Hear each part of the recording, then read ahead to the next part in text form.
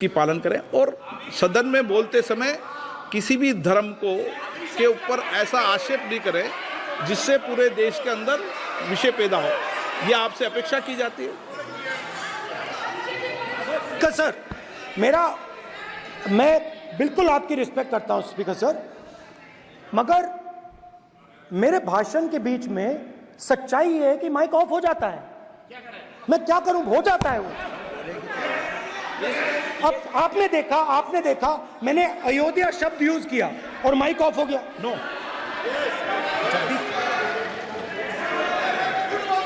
अरे ये प्रधानमंत्री मोदी जी के टाइम में आधा आधा कह आएगा क्या? तो अयोध्या ने राम भगवान की जन्मभूमि, प्लीज ब्रदर, राम भगवान की जन्मभूमि ने बीजेपी को मैसेज दिया और ये आपके सामने मैसेज बैठे हुए हैं। मैंने इनसे पूछा, कल कॉफी पी, इनसे मैंने पूछा बताइए ये हुआ क्या। बीजेपी ने राम मंदिर का इनॉग्रेशन किया, राम मंदिर का इनॉग्रेशन किया। अरे भाई, आप हार गए, उसको सहन करिए। नाम बोलने की कोई जरूरत नहीं है। मैं भाषण दे रहा हूं, आप नहीं दे रहे हो। मुझे बोलना है जो बोलना है, मुझे नाम लेने की कोई जरूरत नहीं। मुझे जो बोलना है मैं बोलूंगा। तो अयोध्या ने मैसेज दिया और मैंने इनसे पूछा कि हुआ क्या, और इनका जवाब आया। मैंने उनसे पूछा कि आपको कब पता लगा कि आप अयोध्या में जीत रहे हो, और आपने कहा पहले दिन से मुझे पता था। सही बात। और मैंने कहा ये क्या हुआ। उन्होंने कहा राहुल जी, अयोध्या में एयरपोर्ट बना, अयोध्या की जनता से जमीन छीनी गई और आज तक उन्हें मुआवजा नहीं मिला है। उन्होंने कहा, सही बात, उन्होंने कहा कि अयोध्या में जो भी छोटे छोटे दुकानदार थे, जो भी छोटी छोटी बिल्डिंग्स थी, उन सारों को तोड़कर गिरा दिया गया और उन लोगों को सड़क पर कर दिया गया।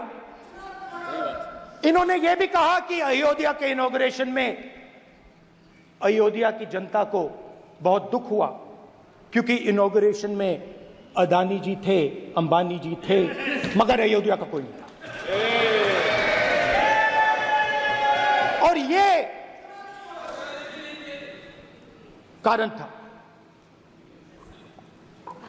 था कि अयोध्या की जनता में, उनके दिल में नरेंद्र मोदी जी ने भय डाल दिया। उनकी जमीन ले ली, उनके घर गिरा दिए, और फिर अयोध्या के गरीब लोगों को, किसानों को, मजदूरों को मंदिर के इनॉग्रेशन तक नहीं जाने दिया। मंदिर के इनॉग्रेशन छोड़ो, उसके बाहर भी नहीं जाने दिया। और इसीलिए अयोध्या की जनता ने सही मैसेज भेजा। अच्छा, इन्होंने मुझे एक और बात बोली। 3 बार इन्होंने कहा कि 3 बार नरेंद्र मोदी ने टेस्ट किया। 2 बार क्या मैं अयोध्या से लड़ जाऊं? और सर्वेयर्स ने कहा अयोध्या में मत लड़ जाना,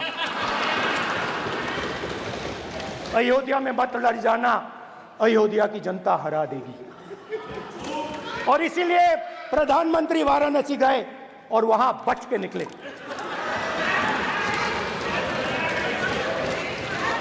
तो अयोध्या की जनता को डराया, पूरे देश को डरा दिया। मैं आपको बताता हूं, आज सुबह में आया, राजनाथ सिंह जी ने मुस्कुरा के मुझे नमस्ते की। और मोदी जी बैठे हैं,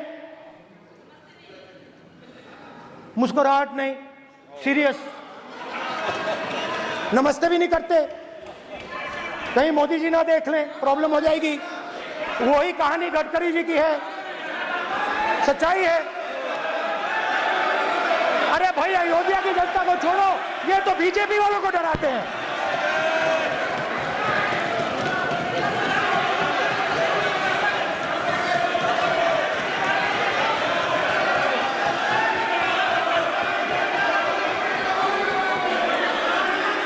माननीय सर क्या है? माननीय एक मिनट, माननीय प्रतिपक्ष के नेता, एक मिनट, माननीय प्रतिपक्ष के नेता, आप सदन के वरिष्ठ नेता हैं। मेरा आपसे आग्रह है कि राष्ट्रपति अभिभाषण पर डिबेट हो रही है, इसकी गरिमा, राष्ट्रपति अभिभाषण की गरिमा रखे ना। ये तो अपेक्षा आपसे सब करते हैं कि आप राष्ट्रपति अभिभाषण पे बोले, नीतियां पे बोले, कार्यक्रमों में बोले। अब व्यक्तिगत रूप से नहीं, अगर आप ये उचित मानते हैं, क्या स्पीकर सर, ये उचित है? अगर आपकी पार्टी इसको स्पीकर सर, उचित मानती है तो मुझे कुछ नहीं कहना। स्पीकर सर, माननीय अध्यक्ष जी, लोकतंत्र ने और संविधान ने मुझे सिखाया है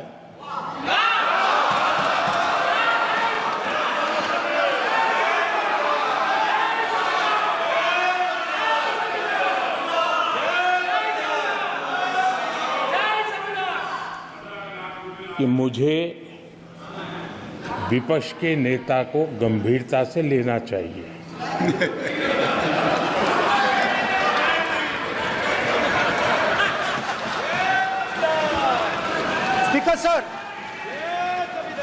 स्पीकर सर, आपने कहा कि डिबेट प्रेसिडेंट्स एड्रेस पे होनी चाहिए।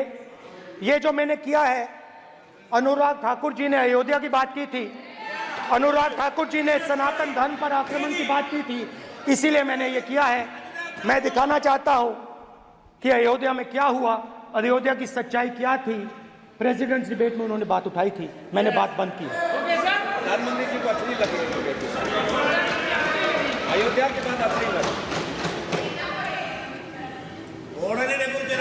डर फैलाया और ऑपोजिशन का रिस्पांस एक साथ मिलकर भारत जोड़ो यात्रा, सारे के सारे ऑपोजिशन, पूरा देश एक साथ मिलकर कन्याकुमारी से कश्मीर तक चला। और जो आपने डर फैलाया, उसके बारे में यात्रा में बहुत कुछ सुनने को मिला। अभी तक याद है, सुबह 7 बजे 7-8 बजे की बात थी, यात्रा में चल रहे थे, एक महिला आती है, हमारे साथ चलती है, मेरा हाथ पकड़ती है और घबराई हुई सी थी। तो मैंने पूछा क्या हुआ, वो मुझे कहती है मुझे मार रहा है, मुझे मार रहा है। मैंने पूछा कौन मार रहा है, कौन मार रहा है? बेटी बचाओ, बेटी की दुविधा सुनाई नहीं दे रही, बेटी का दर्द नहीं सुनना चाहते, भारत की महिलाओं का दर्द नहीं सुनना चाहते। मैंने पूछा कौन मार रहा है, कहता है मेरा पति मार रहा है। मैंने कहा क्यों? कहती है सुबह का खाना नहीं दे पाई। मैंने कहा क्यों?